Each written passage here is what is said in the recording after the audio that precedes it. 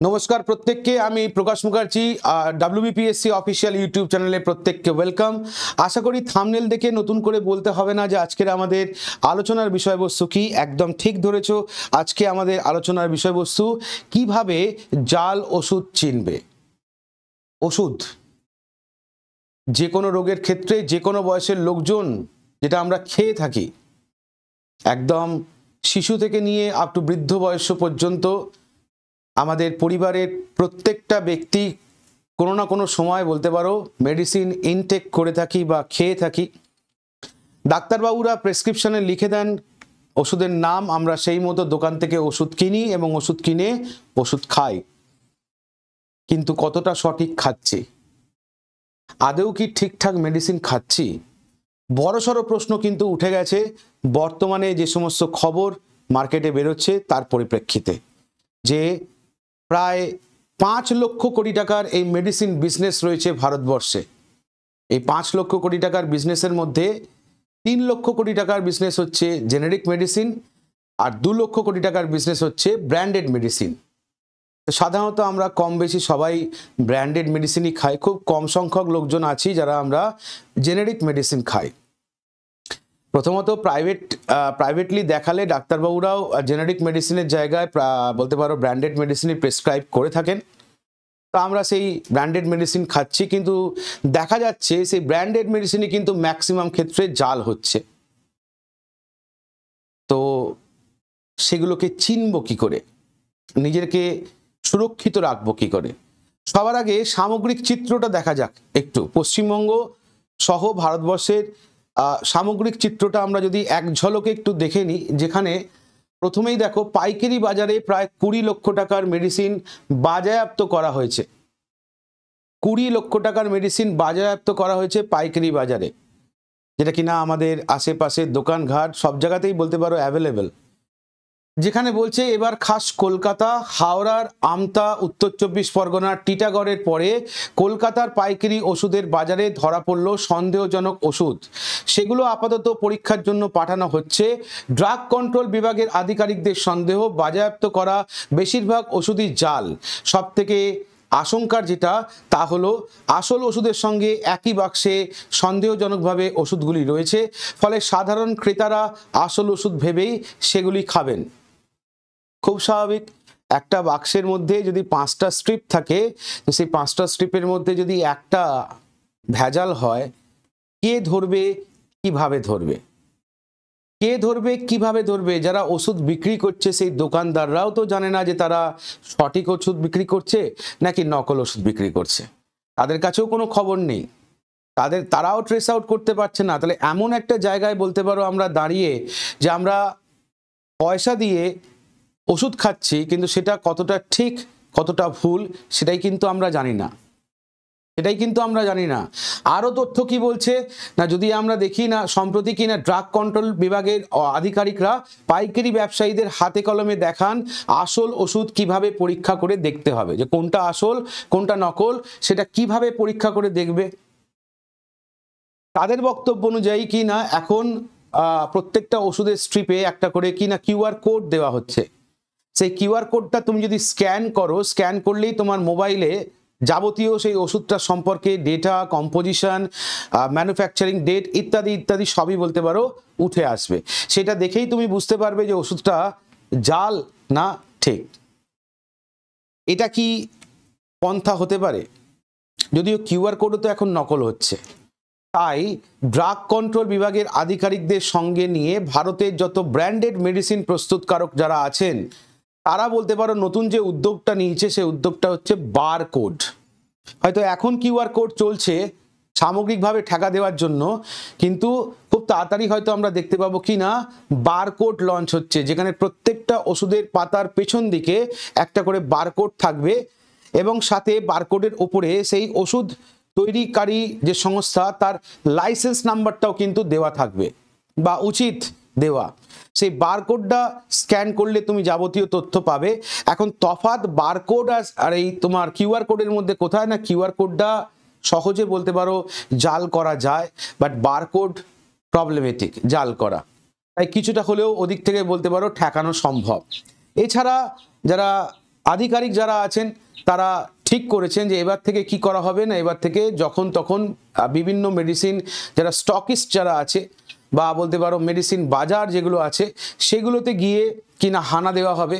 যে সমস্ত ওষুধ হয়তো তুলে নেওয়া হয়েছে বা ব্যাচ তুলে নেওয়া হয়েছে সেগুলো এখনও যদি মার্কেটে অ্যাভেলেবেল থাকে তাহলে সেগুলো বাজেয়াপ্ত করা হবে বা সেগুলোকে নকল বলে গণ্য করা হবে। এরকম বিভিন্ন পদক্ষেপ নেওয়া হচ্ছে। এছাড়া সামগ্রিক চিত্র যদি আমরা আরও দেখি তাহলে দেখতে পাবো যে already West Bengal government, West বেঙ্গলে তো এটা মোটামুটি প্রায় ছেয়ে গেছে, তার সঙ্গে দিল্লি, বিহার এবং উত্তরপ্রদেশেরও কানেকশন কিন্তু পাওয়া যাচ্ছে যে এই সমস্ত ভেজাল ওষুধ, এই সমস্ত জাল ওষুধ এরা কিন্তু ম্যানুফ্যাকচার হচ্ছে কিন্তু বাইরে থেকে। তাই একদম হাতে কলমে তথ্য দিয়ে ওয়েস্ট বেঙ্গল গভর্নমেন্ট কিন্তু এই সমস্ত জায়গাগুলোকে নোটিফাই করেছে যে তোমরা একটুখানি খোঁজ খবর নিয়ে দেখো যে তথ্যগুলো কতটা ঠিক বা ভুল। যদিও এই তথ্যের সাথে ওয়েস্ট বেঙ্গল গভর্নমেন্ট কিন্তু যাবতীয় ইনফরমেশন কিন্তু তুলে দিয়েছে এই সমস্ত জায়গাগুলোকে যে তোমরা একটু খুঁজে দেখো। একের পর এক জাল ওষুধ নিয়ে জেরবার রাজ্য, এবার উৎসের খোঁজে দিল্লি, বিহার, উত্তরপ্রদেশ সরকারকে চিঠি দিয়ে সাহায্য চাইলে হচ্ছে ওয়েস্ট বেঙ্গল গভর্নমেন্ট। তদন্তে নেমে এই রাজ্যগুলির একাধিক জায়গায় নামি দামি কোম্পানির জাল ওষুধ তৈরির পর্যাপ্ত প্রমাণ পেয়েছে পশ্চিমবঙ্গ ড্রাগ কন্ট্রোলার।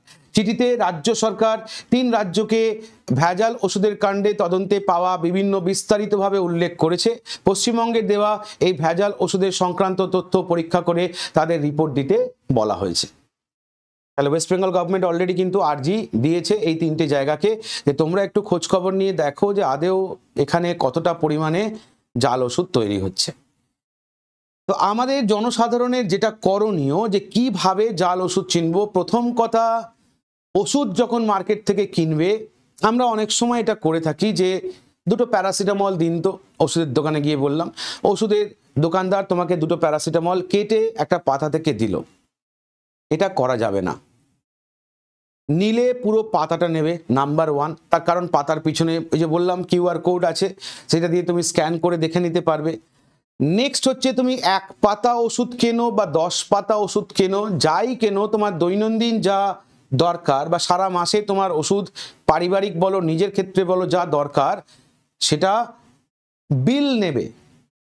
যে ওষুধের দোকান থেকে তুমি নিচ্ছ বিল নেবে, মাস্ট কম্পিউটারাইজড বিল, যে বিলে ওষুধের নাম, ব্যাচ নাম্বার, ম্যানুফ্যাকচারিং ডেট প্রভৃতি সেখানে উল্লেখ করা থাকবে। হলো নাম্বার 3, 20% ছাড়, 30% ছাড়, 15% ছাড়, এই ছাড়ের দিকে তাকাবে না। অনলাইনে মেডিসিন কেনা কতটা নিরাপদ বা যুক্তিযুক্ত প্রশ্নাতীত। বেটার হয় যে এলাকা ভিত্তিক যে সবথেকে বড় ডিলার বা স্টকিস্ট রয়েছে সেখান থেকে তুমি ওষুধ কেনো, ছোটোখাটো দোকানগুলো বাদ দিয়ে। যারা হয়তো তাদের কাছ থেকেই নিয়ে আসছে এবং তোমাকে যখন ওষুধটা দিচ্ছে তারা হয়তো কোনো বিল তোমাকে দিচ্ছে না, তুমিও দেখছো 10%, 20%, 30% ছাড় পাচ্ছি, আমার বিলের দরকার নেই। কিন্তু পয়সা দিয়ে তুমি কি খাচ্ছ, আদেও তোমার শরীরে সেটা কাজ হচ্ছে কি না সেটা জানার তো দরকার আছে। তাই অতি অবশ্যই কিন্তু বিল নেবে। হয়েছে?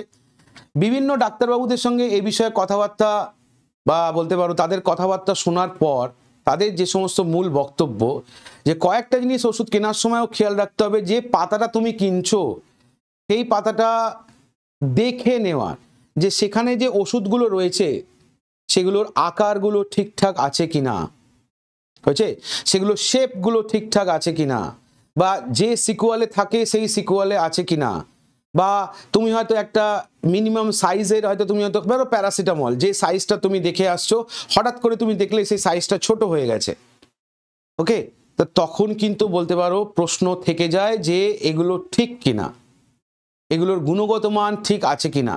তার কারণ ভেজাল আর জালের মধ্যে কিন্তু পার্থক্য আছে। জাল ওষুধ যেটা হবে পুরোটাই বলতে পারো কিন্তু জাল, আর ভেজাল মানে হতে পারে তার গুণগত মান হয়তো কম, লোকাল মার্কেটে তৈরি হচ্ছে, গুণগত মান কিন্তু কম, দুটোই আমাদের পক্ষে বলতে পারো খারাপ। তাই এটা একটু খেয়াল রাখতে হবে। ডাক্তারবাবুদের বক্তব্য হচ্ছে যে যদি মানে সম্ভব হয় জেনেরিক ওষুধ খাও, ডাক্তারবাবুকে প্রেসক্রাইব করতে বলো জেনারিক মেডিসিন, সেই জেনারিক মেডিসিনের দোকান থেকে গিয়ে জেনারিক মেডিসিন খাও। দুদিক থেকেই লাভ, এক হচ্ছে কম্পোজিশনে তোমাকে ওষুধটা দেবে, তার মানে তোমার কোনো ব্র্যান্ড থাকলো না, না যেগুলো সব থেকে বেশি জাল হচ্ছে। আর নেক্সট হচ্ছে কি না, দামেও অনেকটা সুরাহা পাবে তোমরা, দাম অনেকটা কম, জেনারিক মেডিসিনের দাম নর্মাল ব্র্যান্ডেড মেডিসিনের থেকে অনেকটা কম। পশ্চিমবঙ্গ সরকার, ভারত সরকার বিভিন্ন জায়গায় বলতে পারো এই ধরনের ওষুধের দোকান খুলে রেখেছে। তো সেই দোকানগুলো থেকে তুমি যদি মেডিসিন নাও এবং জেনারিক মেডিসিন নাও, তাহলে খানিকটা হলেও বলতে পারো রিলিফ পেতে পারো। ওকে, নেক্সট যদি আমরা দেখি কিনা এমতো অবস্থায় এই ওষুধ বিতর্কের কাণ্ডের মধ্যেই আমরা দেখতে পাচ্ছি সেন্ট্রাল গভর্নমেন্ট আবার কি করছে না, ওষুধের দাম বাড়িয়ে দিচ্ছে। যদি আমরা সম্প্রতি নিউজ দেখি তাহলে আমরা দেখতে পাবো যে প্রায় নয় করে প্রায় বলতে পারো 1.74% পর্যন্ত কিন্তু বৃদ্ধির ছাড়পত্র দিয়েছে কেন্দ্রীয় সরকার। নিত্যদিনের ওষুধ, জীবনদায়ী ওষুধ, সুগার, প্রেশার, হার্ট, বিভিন্ন ধরনের ওষুধের দাম কিন্তু বাড়ছে। যদি আমরা দেখি কি বলছে, ভেজাল ধরতে কিউআর কোড, যেখানে গত 2 মাসে অন্তত 300 ওষুধের ব্যাচে ভেজাল অথবা জাল হিসেবে চিহ্নিত করেছে কেন্দ্রীয় নিয়ন্ত্রণ সংস্থা central drug standard control organisation. সেই সব ওষুধের একটা বড় অংশ এখনো রয়ে গেছে বাজারে। তবে কোন ব্যাচগুলি আপত্তিকর তা নিয়ে সাধারণ মানুষ তো বটেই, অসংখ্য ওষুধ বিক্রেতারও তেমন কোনো ধারণা নেই। সেই সমস্যার সমাধানে রাজ্য ড্রাগ কন্ট্রোল থেকে একটা কিউআর কোড প্রকাশ করা হলো। পাশাপাশি সকলের সুবিধার্থে সেই কিউআর কোডের স্টিকার বা পাইকারি বা খুচরো ওষুধের দোকানে রাখার নির্দেশ দেওয়া হলো ড্রাগ কন্ট্রোলের তরফে। ওই কোডটি স্মার্টফোনে স্ক্যান করলেই সরাসরি পৌঁছে যাওয়া যাবে সিডিএসিসিও ওয়েবসাইটের সেই ড্রাগ অ্যালার্ট অংশে। সেখানে রয়েছে গুণমান পরীক্ষায় অনুত্তীর্ণ সব ওষুধের ব্যাচের উল্লেখ। সেই ব্যাচ নম্বর মিলিয়ে চটজলদি বিক্রেতাও যেমন বুঝতে পারবে যে তার কাছে মজুদ ওষুধের ব্যাচ সে কোনো সমস্যা আছে কিনা, তেমনই ক্রেতা সহজে বুঝে নিতে পারবে যে তার কেনা ওষুধটির গুণমান পরীক্ষায় উত্তীর্ণ কিনা। তাহলে এখান থেকে তুমি এই প্রসেসকে অ্যাপ্লাই করে তুমি আপাতত বুঝতে পারবে যে তুমি যে ওষুধটা কিনছো সেটা জাল কিনা। তো এখানে তো সেন্ট্রাল গভর্নমেন্ট আবার ওষুধের দাম বাড়িয়ে দিয়েছে প্রায় 9 করে প্রচুর ওষুধ, 700 ধরনের ওষুধ, মানে নিয়ার অ্যাবাউট 748টা অত্যাবশ্যকীয় ওষুধ এবং তার বিভিন্ন প্যাকেজিং ফর্মুলেশনের ওপর দাম বাড়াচ্ছে। তার কারণ কাঁচামালের দাম বাড়ছে। ওষুধ বিক্রেতার বা কোম্পানিগুলোর বক্তব্য হচ্ছে কাঁচামালে যেহেতু দাম বাড়ছে তাই বলতে পারো ওষুধের দাম বাড়ানো হচ্ছে। তো খুব ভালো কথা, ঠিক আছে, কিন্তু মানুষের ইনকাম তো বাড়ছে না। সেন্ট্রাল গভর্নমেন্টের তো এটাও ভেবে দেখা দরকার যে একটা সাধারণ খেটে খাওয়া মানুষ যে হয়তো একটা বেসরকারি কোম্পানিতে চাকরি করে সারা মাসে হয়তো 15 থেকে 16,000 টাকা ইনকাম করেছে, সে ওষুধ কিনে যে খাবে কোথা থেকে খাবে? এত দাম যদি প্রত্যেকটা নিত্য প্রয়োজনীয় ওষুধের দাম বাড়ে, যেগুলো রেগুলার আমাদের কোনো না কোনো কাজে লাগে, তাহলে তার পক্ষে তো মেনটেন করা তো প্রচণ্ড প্রবলেম। তার দিকে তাকিয়ে কি কিছু ভাবা হচ্ছে? বা সেই সমস্ত লোকেদের কথা কি সেন্ট্রাল গভর্নমেন্ট চিন্তা করছে? চিন্তা করার কিন্তু দরকার আছে। ওকে, একদিকে ভেজাল, একদিকে জাল, আরেকদিকে ওষুধের দাম বাড়ছে। সাধারণ মানুষ যাবে তো যাবে কোথায়, তাই না? সাধারণ মানুষ যাবে তো যাবে কোথায়? এটা হচ্ছে সব থেকে বড় প্রশ্ন এখনকার সময়। তো মোরাল অফ দ্য স্টোরি আমরা যেটা পেলাম যে জাল ওষুধে ছেয়ে গেছে। ওষুধ যখন কিনবে হাতে সময় নিয়ে দোকানে যাও। যে দোকানদার তোমাকে বিল দেবে না প্রথমে তাকে অ্যাভয়েড করো। ছাড়ের দিকে যেও না। অরিজিনাল ওষুধ চিনবে কিভাবে তার পদ্ধতি আগেও বললাম, কিউআর কোড স্ক্যান করে তুমি আপাতত দেখে নিতে পারবে যে ব্যাচ নাম্বার ঠিক আছে কিনা, বা এটা সেই কোম্পানিরই ওষুধ কিনা, বা কম্পোজিশন কি আছে সেটা। আর জেনারিক ওষুধের দিকে নিজেদেরকে মোটিভেট করো, বা বলতে পারো ডাক্তারবাবুদের বলো যে জেনারিক ওষুধ লিখতে, যাতে কিনা তুমি সেই পার্টিকুলারলি কেন্দ্রীয় সরকারের যে মেডিসিন দোকানগুলো আছে বা রাজ্য সরকারের যে মেডিসিন শপগুলো আছে সেখান থেকে তুমি যাতে এগুলোকে পারচেস করতে পারো। ভিডিওটা কেমন লাগলো অতি অবশ্যই কমেন্ট করে জানাতে ভুলবে না। আর এই ধরনের ভিডিওগুলো দেখার জন্যই সঙ্গে থাকো, দেখতে থাকো WBPSC ওয়ালা official YouTube channel. Thank you.